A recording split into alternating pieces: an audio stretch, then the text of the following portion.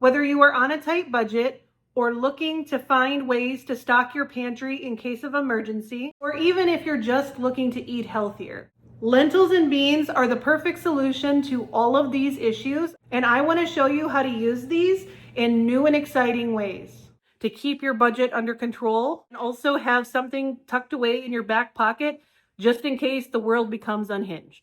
It's probably a little late for that. The world's already a bit unhinged. But all that aside, let's worry about what we can do in our own kitchen. So today, we're going to be making some American comfort classics, chicken gravy over mashed potatoes, as well as a creamy mac and cheese dish. If you ever find yourself in a situation where you do not have milk and cream, this is a genius tip from the kitchens of Italy to still make that creamy pasta dish even though we don't have milk or cream. The inspiration for the dishes I created in this video is the Italian classic pasta fagioli, which is a homemade Italian dish that is common in a lot of Italian households. It is a creamy noodle dish made with noodles and beans. And so it suddenly occurred to me that I should be able to apply the same thing to mac and cheese or gravy dishes. First, we're just going to go ahead and whip up this creamy base recipe. This is going to be used for the sauce in both recipes. I'm quickly creating this one time and I can turn this into 2 different dishes. If you don't have an Instant Pot, you don't really need one. You could just simmer these on the stove. Either way, it's going to take you about 30 minutes. I like to do this in the Instant Pot. Whenever you cook something on the stove, you need to keep a closer eye on it versus the Instant Pot. You can kind of walk away. So I am cooking 2 recipes with this today. So if you're only cooking one out of these 2 recipes, do a half a cup of mung and a half of an onion. But because I'm making 2 recipes, I'm doubling that, but I only want to cook it once. So it's going to be 1 cup of mung in here, plus 1 onion, plus 4 cups of water.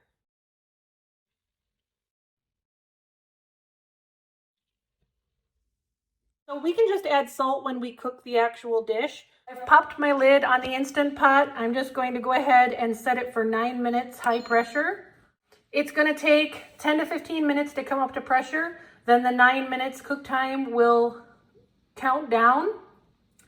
And then once this 9 minutes of cook time is done, then we will allow another 10 minutes for natural pressure release. If you are doing this on the stovetop, you want to simmer them until they are very, very soft. It'll probably take you about 30 minutes, maybe 25 to 30 minutes on the stovetop. Okay guys, so our lentils are pressure cooked. Now I'm just going to use an immersion blender to smooth out the texture. You can always use a regular blender to do this. Just make sure it's not too hot so that you don't injure yourself with the hot liquids in the blender. We have a nice creamy gravy base without using any milk. This is protein, you all. This is literally, you could do this even if you didn't have any chicken. I am going to put some rotisserie chicken in this, but even if you don't have chicken, this is your protein, and it's so perfect for gravy. Oh my. I made a poor man's version of this. It's also on my channel. So the one that we're making today is really similar to what I made that time. That poor man's version was like a chicken pot pie, but it was 70 cents a serving. This is a little bit more because we're adding in some chicken. So this dish is going to be just a little bit different than the last time. But the point is that by using this cheap ingredient that you can keep in your pantry in case of emergencies or just you're on a budget, you don't have money for milk, cream, whatever to make your gravy, you can make a rich, delicious gravy this way that's high in protein. You don't even need to have chicken in this if you don't want to. The protein's already in here, but it's going to be all the more delicious with our shredded up chicken breast. So that's what I'm doing today. I've got a teaspoon here. We're just going to measure out our spices, starting with 2 teaspoons of chicken bouillon. And then I have garlic powder and onion powder. We're going to do about 1.5 teaspoons of garlic powder, followed by about 1/2 teaspoon of onion powder, pepper to taste. There's plenty of salt in here because of the chicken bouillon, so we're We're not going to put any more salt. And then I've got a little bit of thyme, so I'm just going to measure some out. Everything is to taste, but maybe about a 1/4 teaspoon of thyme. And here is our spices and seasonings that we're going to put in our gravy. So we're going to go ahead and start our gravy by melting a bit of butter in our skillet. And then we are going to add to this that seasoning mix that we just put together. And we're going to mix these seasonings and chicken bouillon around into the butter. And that's basically going to create a flavored roux.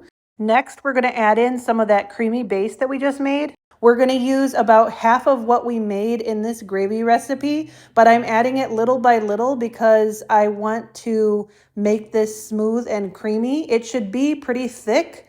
Once we get all of the ingredients well combined together and whisked together so that it's a nice smooth consistency, then we'll go ahead and add the remaining creamy base into this and whisk again. And at that point, you're also going to taste it for salt. Just the chicken bouillon may not be enough salt for your preference because I am on a reasonably low sodium diet. Of course, my diet is not perfect all the time, but I try to cut back as much as possible. But a lot of people are going to find that they need a little bit more salt. So you can either do that by adding a little more chicken bouillon or by adding salt. Next, we're going to add in our chicken. This is just the rotisserie chicken. I have probably about a half of a chicken. I think it's both of the chicken breasts from a rotisserie chicken that I have shredded up.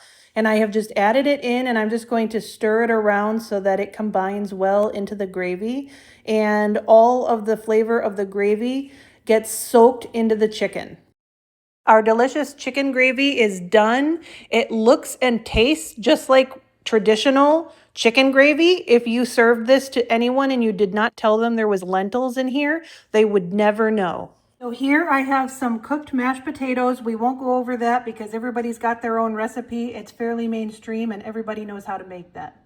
I ran some errands earlier today, and so this is actually, it's almost dinner time, and this is my first meal of the day, so I have put a very large amount of mashed potatoes on my plate, but by all means, just put mashed potatoes to your liking, and then I am topping it off with some of this delicious chicken gravy.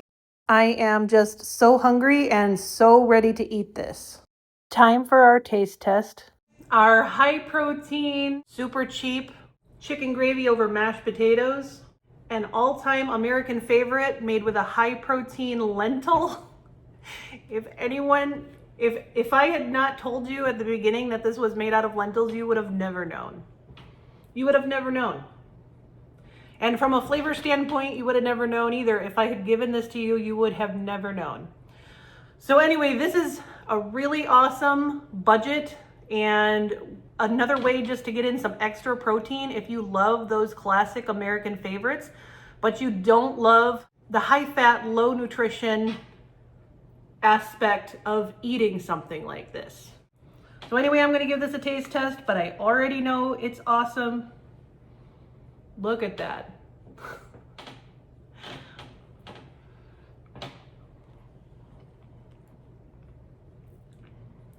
This is one of my favorite tricks. This is one of my favorite. Because let me tell you something, I absolutely love chicken gravy over mashed potatoes, but I just can't do it. You know, you cannot do that on a diet, but this makes it a lot more feasible. It's a cheap meal that you can kind of still really enjoy without all the guilt. But most importantly, this is incredibly budget friendly. And if you are ever, for whatever reason, in this world, the crap hits the fan or whatever, and you're preparing for supply chain issues or whatever it might be, this is a little trick to have up your sleeve so that you can still have something like this without having milk or cream. So now we're gonna go ahead and make a delicious pasta. So I have a little bowl. I'm just gonna measure out our spices. I think like 1 teaspoon of chicken bouillon should be fine. And I am using garlic and paprika, as well as this Mediterranean pasta blend dash seasoning, salt-free seasoning. So if you don't have this, if I didn't have this, I might use like an Italian seasoning or something similar to it. But basically you can season up your pasta using whatever you have in your house. So I would recommend at a bare minimum some garlic powder and some chicken bouillon.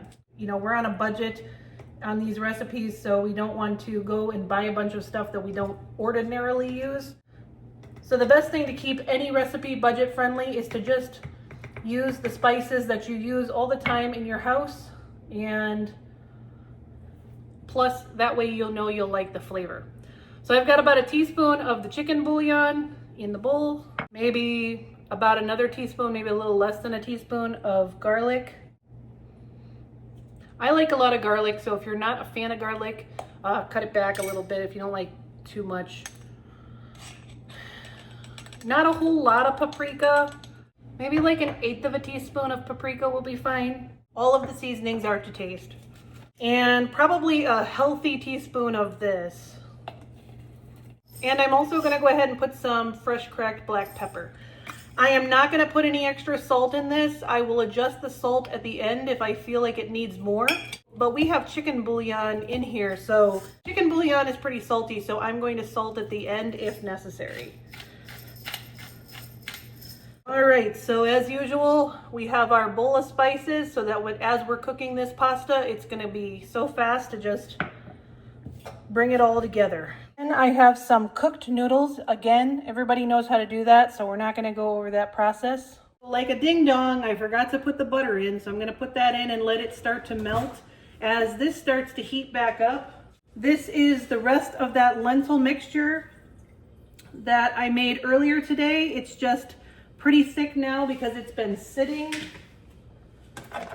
Speaking of which, just like any other gravy, once you warm this back up, you're definitely going to have to add a bit of water or something to it to thin it out again. So this butter, I don't think we're not going to add any more flour to this because we don't want it to be any thicker. I think it's plenty thick. But I am adding some butter just to give it a nice richness, because this is going to be a creamy pasta. I want it to have a buttery richness. Okay, so here's basically our sauce. Once we have cooked our lentils earlier, our sauce is done. Here are the seasonings that we measured out.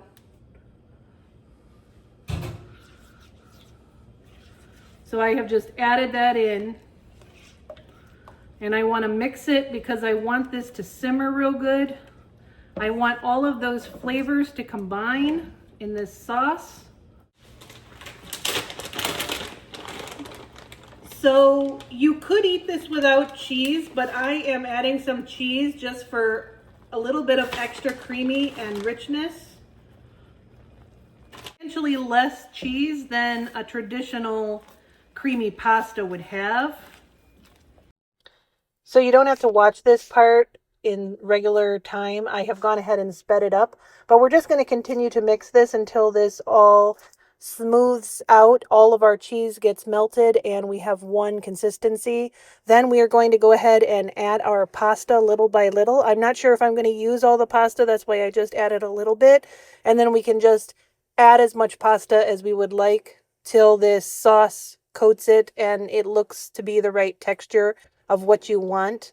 You can always add a little bit of liquid, be it maybe some chicken stock or water or milk or whatever liquid you have, whatever liquid you're using, just to thin it out a little bit if that's necessary. It was, for me, it was a little bit thick, so I went ahead and I added just a little bit of water to thin it down just a touch. So our creamy pasta is done. All I'm going to do at this point is just double check it for salt, and we're ready to eat. So as you guys saw earlier, I had a very large, heavy, late lunch today. So I'm not going to eat a large quantity of this. I have this itty bitty tiny little bowl with just a little bit of our cheesy, creamy pasta. So I'm just going to do a taste test while you guys are here.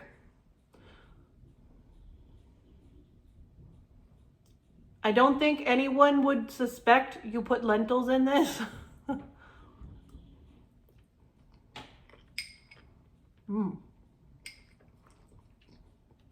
Tastes just like mac and cheese to me. It's delicious, man. It's so creamy. It's almost even got that texture of like a Velveeta, kind of that really creaminess, that extreme creaminess. Yeah, this is really good like that.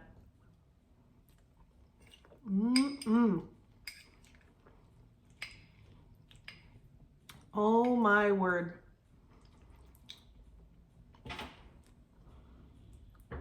Look how creamy that is. No one's gonna know that it's lentils, except for you, because you cooked it.